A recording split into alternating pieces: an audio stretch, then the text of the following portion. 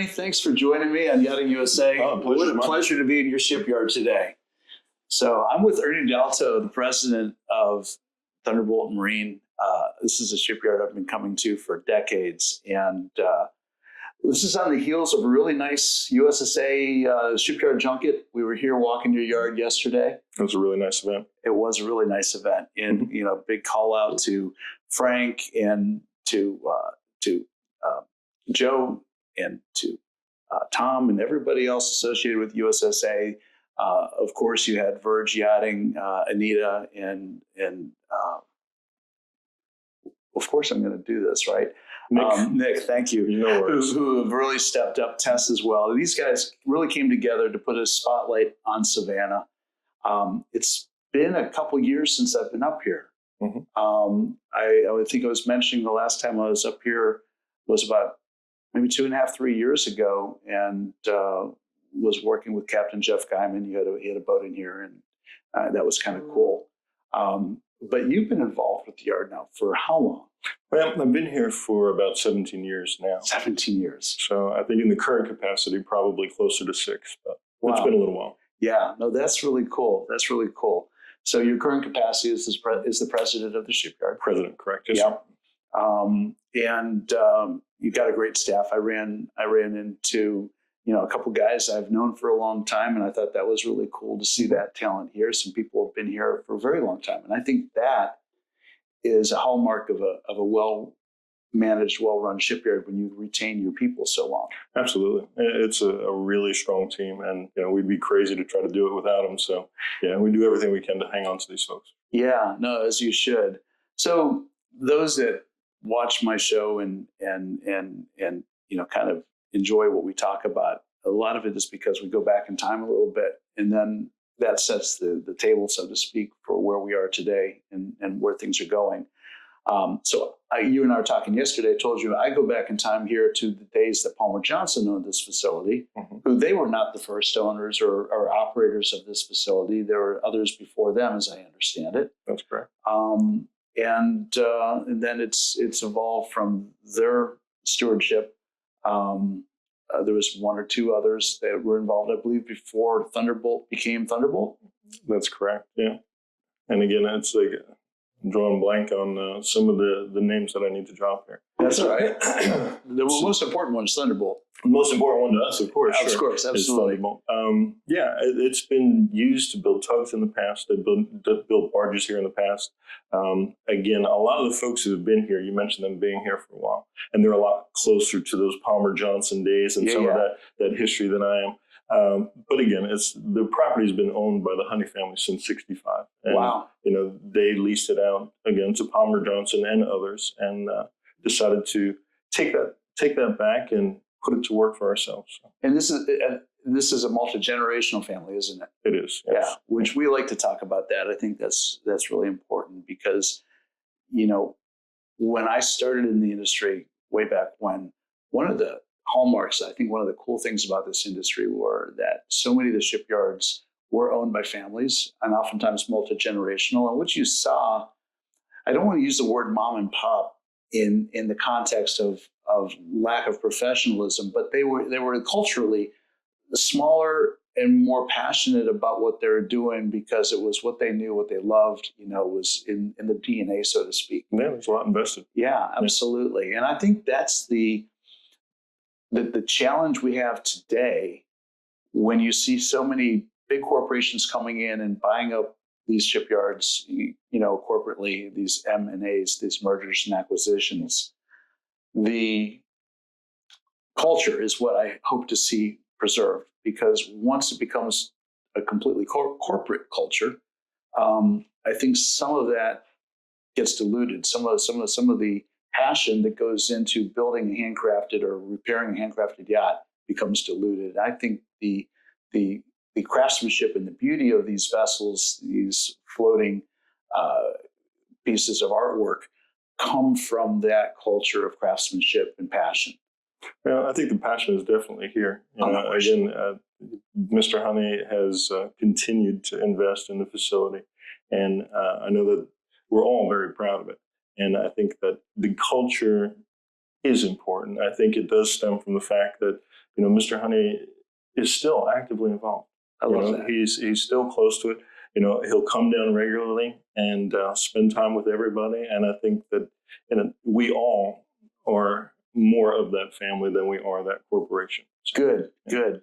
Well, that was evident. I've been in a lot of shipyards in my career, and that's a privilege for sure. Mm-hmm. And I have to admit that yesterday's tour, when we're walking around, I started looking up the skirts a little bit. I was looking in the corners and paying attention to how things were.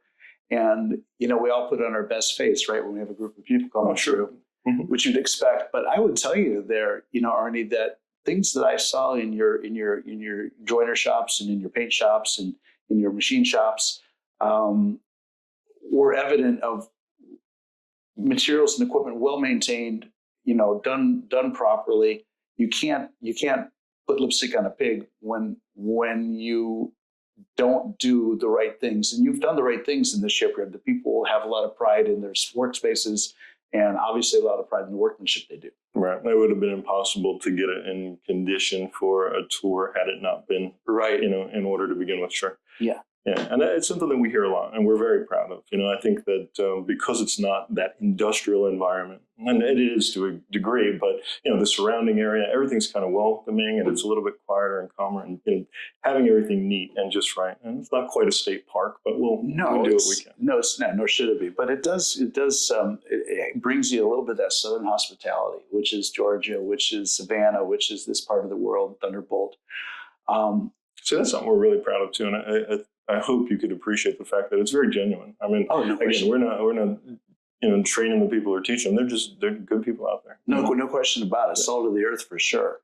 So let me go back in time a little bit. Just tell us a little bit about your career path. You and I were talking earlier, and you basically said you more or less stumbled into the wonderful world of yachting.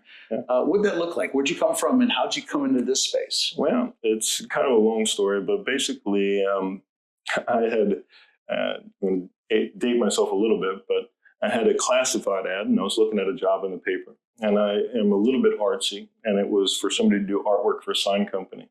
And I showed up for that job and was pretty quickly dismissed without having looked at anything I'd done. But anyway, so I was licking my wounds on the way home. Right. And there was another ad. I had done some construction work. I worked in Staten Island for a little while. This is currently in New Jersey. So I saw another ad. And basically at the time, Lures, Mainship, Silverton, Hunter, all under the same umbrella. Right. The Mainship was growing. The facility in Marlborough, New Jersey, was getting ready to expand. So they were building a production facility. They were taking some outbuildings and renovating them. So they were looking for someone to do some construction. On the way home, I stopped to do that. I met a gentleman by the name of Milt Day, who was in charge of heading up the wood shop or the mill. Right. And he put me on to help build out the offices and do some construction work. And when that was done, he asked me to stay on. So I worked in that wood shop, and we did that for a while. And which of the companies was this? Well, ironically, in Marlborough, we were trying to build up the Mainship line. Right. But at the time, we were building the 34 Silvertons there, and we were building a bunch of the Lures there at the same time. So we had that model mix, if you will. Yeah. So again, that growth really took off, and the building that they built was exceptional, and we were running, if I'm not mistaken, 5 lines of production at the time. I think I mentioned to you that earlier last year, I sat down at John Lure's home in St. Augustine, mm-hmm. and he and I had a really nice conversation. I certainly didn't know what I didn't know when it came to Mr. Lure's and his boat building legacy.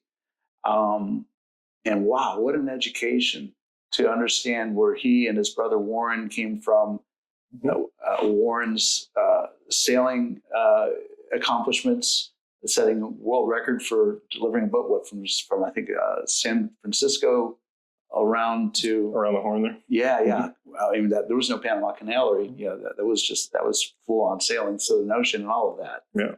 He was a pretty interesting gentleman. Yeah, both of them. Yeah, for sure. And the number, for what it matters, somewhere north of 54,000 boats delivered through all of his companies in his career, in his tenure. Yeah. And yeah, amazing. And again, as you mentioned, underestimated. Yeah, I mean, Completely. and I think the history here is similar. Yeah. You know, I think that again, Mr. Honey's contribution to the industry is pretty enormous as well. Yeah. And again, having the opportunity to kind of step back and talk about where I've come from, these are two of the best people in the industry. And I've had the pleasure of working with both of them. And it explains why, you know, since 85, I've only had two bosses. You know? Hey, imagine that. Well, Wow. that's where, yeah. Wow. You know, it's funny because I started nautical structures in 1986 in the back of my dad's shop. And for the next 35 years, I didn't have any other bosses. You know, it was my business, and I brought in a business partner, a great guy by the name of Bob Boleen. And he and I ran that business together. And it's just been 3.5 years since I left that. What an education that was, and what a privilege that was during that tenure to work in so many facilities, including this one right here. Uh-huh. But yeah, to think that you've been with these two entities. Mm-hmm. How long did you stay with the Lures Mainship Silverton organization? I think it's about 24 years. Oh, wow. Okay. Yeah. Yeah. All up in New Jersey, or did you come down to the Florida yards? No, so basically we grew that facility. And, you know, in the 90s, we had the Gulf War broke out. They imposed a luxury tax, and it really devastated the industry. Oh, it killed the industry. So we found ourselves in a position where we went from 5 buildings in New Jersey to 4 to 3 to 2. And we went back to the original building. We're doing everything out of there and slowed that production down as much as we could. And then the decision was made that it would be wiser to take the operation, grab a handful of people with knowledge, and move it to St. Augustine, Florida. So I think I was one of 14 people who made that transition down there to introduce the main ships or the boats that we were building to the folks in Florida. Wow. Yeah, wow. So. Interesting parallel here, too. I sat during the Palm Beach Boat Show with Pat Healy, Viking Yachts, and he was telling me the same thing with the luxury tax in 1992, I think it was. Mm-hmm. They went from just over 1,000 employees till just under 80. And you think about, and you running a shipyard, you can imagine what that looks like to try to keep that business alive and somewhat viable, and experience such a reduction. And so in the business of yachting, what interesting lessons to take away. I'm sure you use those lessons today in running this shipyard, understanding what it is to deal with your overheads, your expenses, your opportunities, and flows. Yes. Oh yeah. Mm-hmm. Oh yeah. And lots of challenges. Big congratulations to still be in business at the end of something like that. Not everybody survived it. Right. Wow. So that's what brought you to St. Augustine. So that brought me to St. Augustine, and we had gotten the products introduced down there and grew it. And one of the interesting things about St. Augustine is being on the water. You know, if you think you've got this 60-mile radius around your facility that you like to draw employees from, well, number one, you're on the water, so you only have half that circle. That's right. And then it's a transient town. So there's a lot of people coming and going. So it felt like every time we got over 400 people, the wheels came off.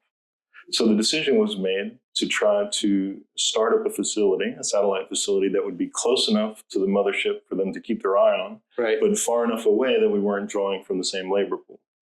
And we basically found a location in Midway, Georgia, where they used to manufacture tractor trailer bodies. Okay. And they were made out of fiberglass and wood. So the facility was wide open with no obstructions. It also had a 10,000-gallon resin tank already in place. So we were able to hit the ground running. And I was given the opportunity to run that facility. And we did that for about 7 years. And which brand was built there? The majority of it was mainship. Okay. You know, so the 34s, trawler, the 34 pilot. We did the 30 pilots there. We actually did a small number of 29-foot sailboats for a while. So yeah, mostly the mainship stuff, mostly the smaller ones. Right. And we were building those in like on a 3-day rate, 5-day rate, depending on the model.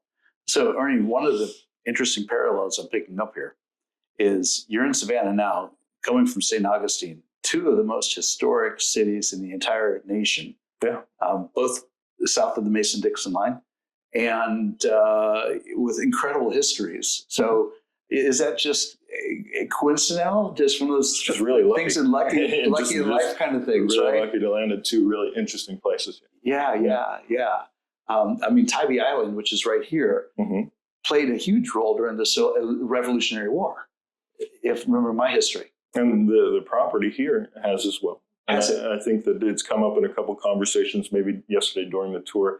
And I'm not a historian by any stretch of the imagination, but I know that they had a battery of cannons out here where we have the marina right now. Oh, wow. You know? And I think I had mentioned a couple of folks also that we have a local historian who's anxious to dig it up because he's convinced we still have cannonballs out there. So I bet you do. Wouldn't that be cool? I'm not sure it's going to happen anytime soon. So this is amazing because I didn't know this about you, that you had this history with Mainship and Silverton and all of that, and Mr. Lures. Something that obviously moved you, from your operation there and brought you to Thunderbolt. What was that? What did that look like? So again, the economy. Economy, okay. Economy. So basically, 2007, 2008, Ralph Heil, who's the former president here. Yes, I remember Ralph. I really owe a debt of gratitude also. He had done a tour and he came out to check out our facility. And I guess we impressed him enough that when he found out that we were going to move the Mainship line back to St. Augustine, he's like, well, you have to come see me. So I did, and we talked a little bit, and, I guess fate takes over. So I was afforded an opportunity here. And again, really grateful to him because he created an opportunity so that I'd be here when the real opportunity presented itself. Now that's leadership. Yeah. Wow. Yeah. Wow. Yeah, I remember Ralph and another gentleman, Eric Haverly, was here when I was working here. Right. I thought he was a pretty strong guy in running and managing a shipyard. Again, a name you hear all the time and a little bit before me, so I don't know him very well. I have had the pleasure of meeting him at a couple social events, but don't know him as well as I should. One of the good guys for sure. So what role did you take on when you came up to Thunderbolt? Basically, I started out working in the wood shop, and we had a situation where one of the leads had injured themselves and was going to be out for a little while. And I made the transition to running the mechanical department. So I ran the machinist for a little while. And shortly after that, I was afforded the opportunity to take on the small boat side. And again, they're not small, but anything that was in the travel lift, I would focus on. Right. And it created the opportunity for Ralph to put his focus on the bigger boats. So I kind of did that under his tutelage for a while. And then I guess the rest is history. Yeah. So you basically saw his tenure and Thunderbolt Marine became Thunderbolt Marine. You took on the role of president. You said I think it's about 6 years ago. I don't know. Okay. Yeah. Cool. Completely different space you're working in then. It's those are some big shoes. Yeah. Yeah, for sure.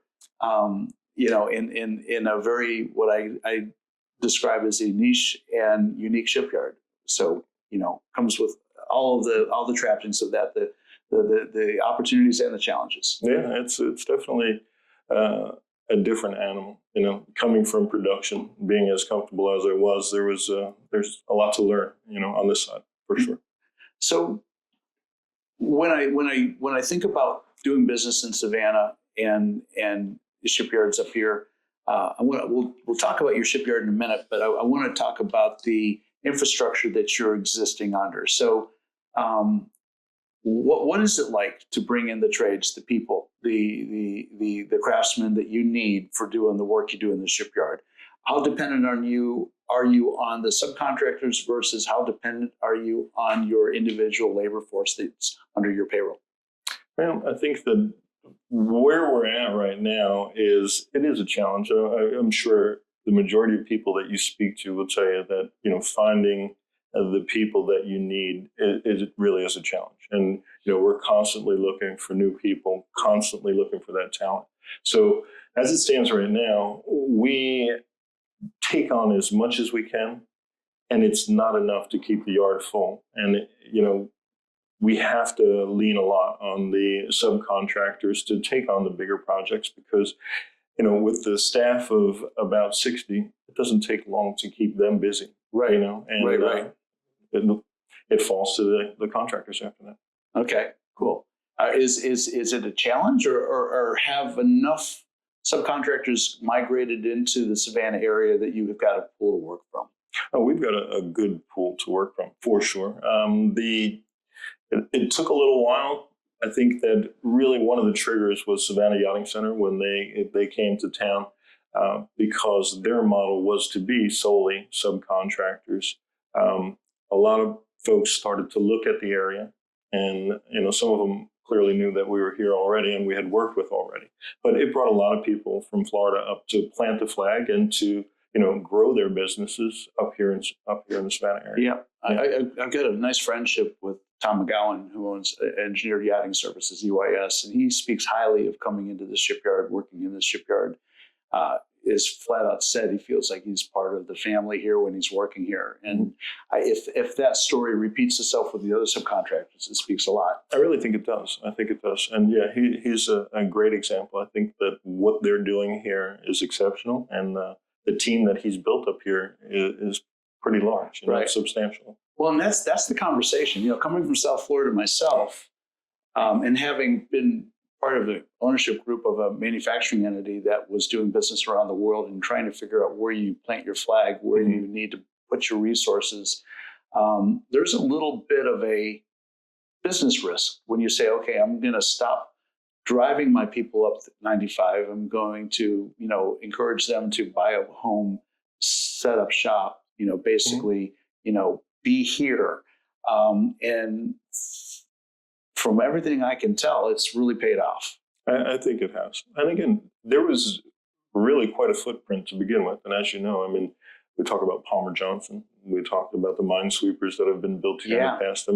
Marine is not new to the area. No. Obviously, we've been here a long time, and there's always been support. So let's talk about the shipyard's capabilities, and they're significant. Where do you draw the line on the boats you bring in? I don't see, and I wouldn't expect to see a lot of small boats in here, the 20, 30 foot center consoles and things like that. And at some point in time, your lift is going to top out in its capacity. So I'm guessing somewhere around 50 or 55 meters, 60 meters is your top end. What's that look like? What's your window? We have hauled 60 meters, but it really does tax, our capabilities. So again, the sweet spot, I don't know if you heard it on the tour, for us, it's like, 175. Okay. Those are the boats that we're able to move around the yard without too much trouble. Right. The sinker lift itself is capable of lifting 1,200 tons. And actually we had its capacity increased also. But the real limiting factor is, being able to move the boats around. So that transfer table that we have is 95 feet. Yeah. And, having bigger boats extended beyond that, we had to develop a system that would support them. Right. And we've done that now. And, up to 175, we could pretty comfortably move everything around the yard. When you get boats with big bowsprits and other things that, stick out, that shell game becomes much, much harder. It would be, I would imagine. But, I was looking at that railway system, and that is a cool piece of it's historic too. It's been there for a while, right? Yeah, absolutely. Yeah, and yet it's so utilitarian, and it gives you a lot of capacity as far as what you're capable of doing. Simple works. Simple works. Keep it simple. Yeah, kiss it. So you've got that. So that's, and I guess once you get into the larger, you've got Savannah Yachting Center up the Savannah River, and that's what they're set up for. They're really not interested in the 40, 30 meter boats. That doesn't work for them. I don't think so. Or at least I hope not. No, I don't think it does. And knowing the culture of that place, I think they're happy to be in the larger yacht size, and with the new marina going across, IGY has put in that with a 1,200 foot face stock and 60 feet of depth there. They can put the big boats there, and that's a good place, which I think is great for the whole area, because if you start creating Savannah truly as a yachting destination, large yacht destination, that I think is part of the magic in keeping the shipyard full. I agree, and we're actually looking forward to that. We really are.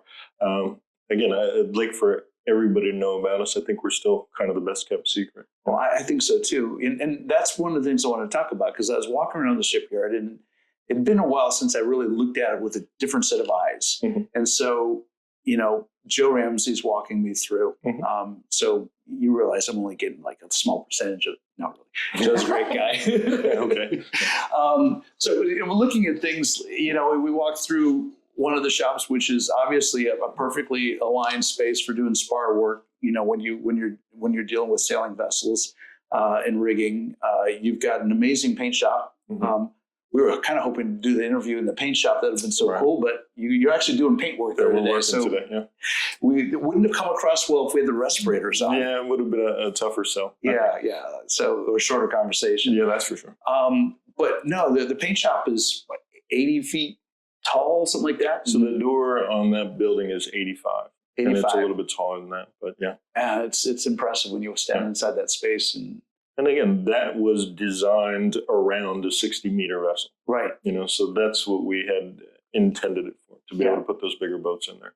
And and just to kind of give you an idea, it does have 480 light fixtures in there. Yeah. So when you're spraying, there's no shadows. It's kind of unique. No, it's a beautiful facility. No question about that. That's a huge resource for you. Mm-hmm. But you've got a metal shop, capable of doing basic all the fabrications you need. Sure. You've got a joiner shop, and you can do the interior woodworking and finish work and support these trades coming to do that. I didn't really see anything that's missing here that would let you come in and prevent you from doing a full refit. Oh, there's nothing to keep you from doing a full refit. Again, the biggest obstacle is probably the number of boats in the yard. Mm-hmm. Because obviously we have a limited staff. And if you're working on a bunch of small projects, obviously small projects for a lot of boats consumes that staff pretty quickly. So, when it comes to full refit, again, working with outside contractors, working with partners, we have the support group necessary to take on pretty much anything. So can an owner bring his boat to your shipyard with his project manager and run his own refit, or how do you like to do this work? What's the culture of this shipyard as far as getting work done here? Actually, it seems like we're in a bit of a transition, and there are a lot of different vessels with different programs. Historically, we've tried to do everything ourselves and manage it for them, or take advantage of our project managers to, drive the project for them, or in conjunction with the captains. So what we're seeing now is, yes, we have kind of swung the doors open a little bit, where in the past maybe we wouldn't have considered it. But we've got a vessel in the yard that right now is doing very much what you just described. They're using their own people. We're there for support, but they're using their own people to do the refit. So. Fantastic. So I'd like to think that we're happy to talk about anything. There's nothing you can't do. Right. So, and in the conversation about, I don't know if using the word enticing is the right one. Maybe it is. Vessels to consider coming up from South Florida or from the Gulf of Mexico or from other places to do the work here. I mean, from where I'm living in the Fort Lauderdale area, it's 24 hours up the Gulf Stream, and right up the river to get here. Mm-hmm. It's not a big ask. Well, I think the challenges seem to come from sometimes captains and management companies. A lot of people, home base is Florida. Right. So leaving home to do the work is not always inviting. So sometimes it could be a challenge to get them to make that short jaunt. Yeah. Well, I think that was part of the USSA, United States Superyacht Association's purpose this week, was to put a spotlight on the Savannah area and really help people understand that, if you're coming in someplace where you're going to, like I just had my little 30-foot boat, had a bottom job done. I was in the yard for 5 days. It didn't matter where it went, right? I mean, I'm in and out, so no big deal. But if you're going to come in for 50 days or, 8 months, to do a job, then the place you're in starts to matter a little bit more. And I have to say, Savannah is got just about everything you would want as a crew. And I even noticed that you've invested in facilities here to support crew, which I think is really smart. So I walked through a crew house you have right across the street here with a nice backyard and barbecue area and a jacuzzi spa area, large one. You know, a gym, place to play billiards, a kitchen, and what am I missing? You have almost everything there for the crew. And I think you pretty much touched on everything. You know, I mean, there's a large space for people to enjoy sporting events. That's something we see quite a bit. With international crews, if it's soccer or rugby, you know, they're over there to defend their nation's honor. So, so there's. I like that. Those amenities are available. Right. And then housing. I mean, if you're going to be here for a while, I would think that the cost of housing here has got to be more affordable than what you're going to find in South Florida right now. And again, I can't speak to South Florida, but I do know that obviously, as long as the yard's been here, there's a little niche group that caters to crews and captains in the housing, and they really take care of them. You know, so there are a lot of opportunities. And the thing that's interesting, we talk about it a little bit, you know, if you're health conscious, those people usually stay out at Tybee. You know, they're paddleboarding, they're at the beach, and they're bicycling.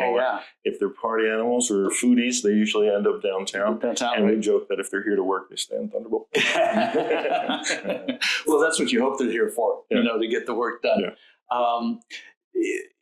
The shipyard, something new that was here this trip that I hadn't seen before is the property to the west of us.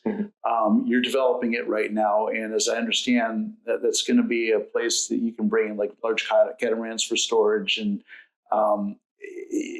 what's the vision going forward with the shipyard? What do you see in the future? We kind of stumbled onto it a little bit. We had advertised with one of the magazines that speaks to the catamarans and the vessels in the Caribbean. And basically, you know, during hurricane season, they need to get out. A lot of the insurance companies are requiring that they be north of St. Mary's. Yes. And one of the benefits that we have is our travel lift has a large beam, so 28 feet.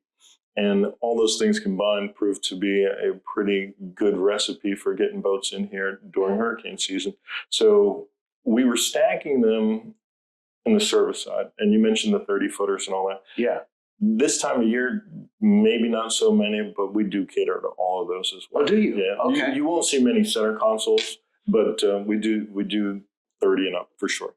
But again, discovered quickly that, you know, there was a lot of interest, and we're stacking them 2 and 3 deep, and it was taking up a large portion of the service side for the smaller boats. So decided to take a piece of property that we owned and basically get it ready to do some of those storage projects.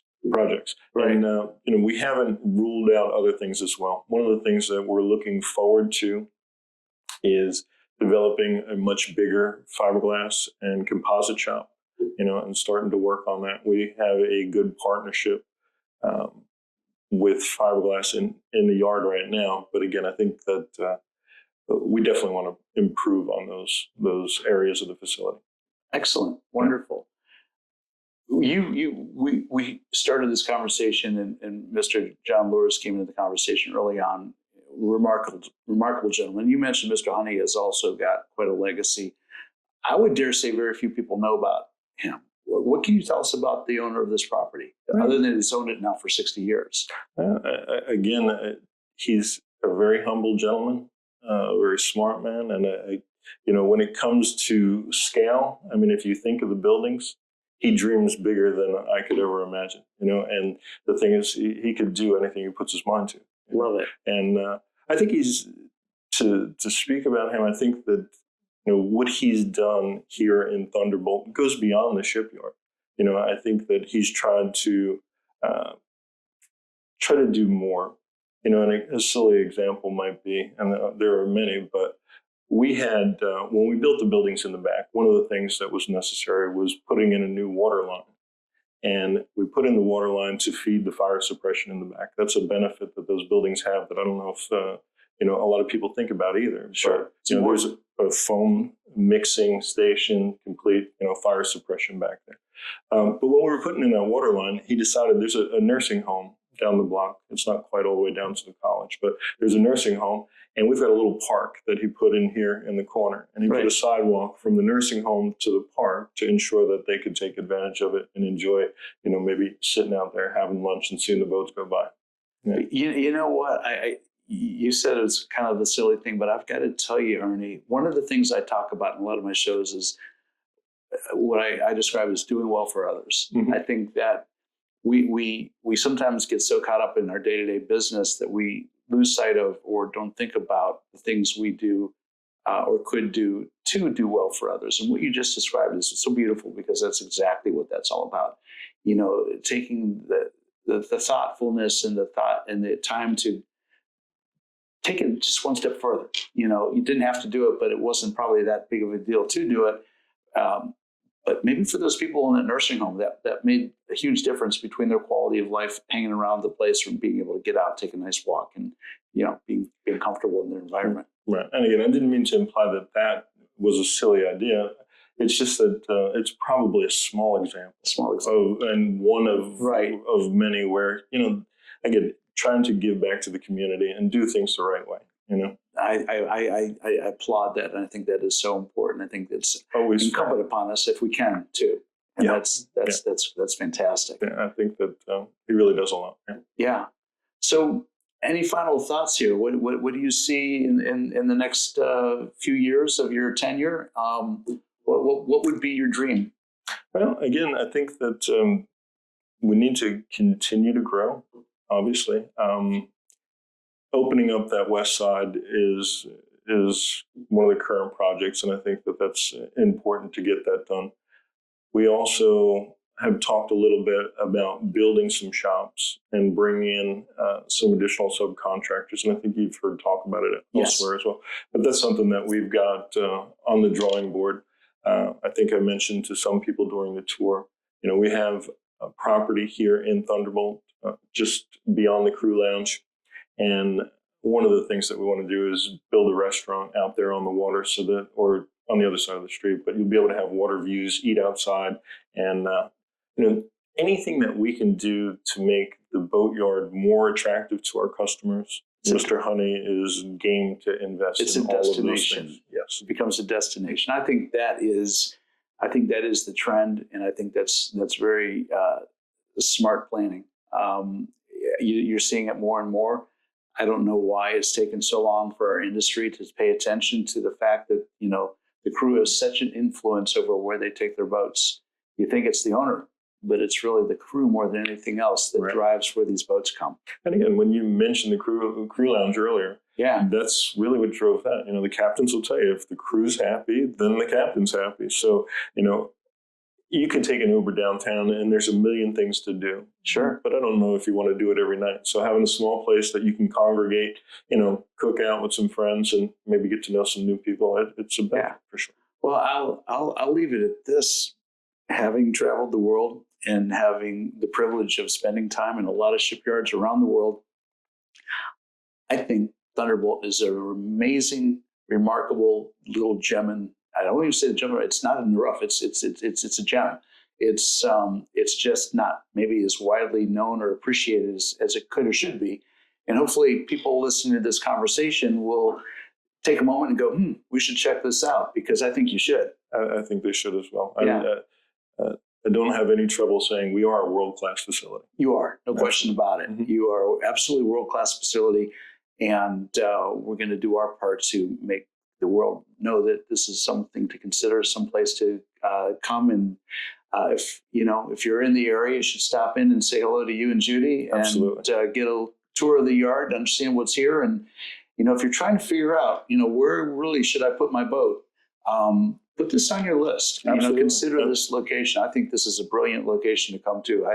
I don't see any downside for being here. Yeah, and I'd like to think that we're already working with most of those outside contractors. So if that is a barrier to entry, we should probably talk about it. But I hope everybody will take a look at Thunderbolt Marine when considering, repair or refit. Oh, I'm all about it for sure. Mm-hmm. Well, Ernie, I really appreciate the Southern hospitality here. This has been an amazing week.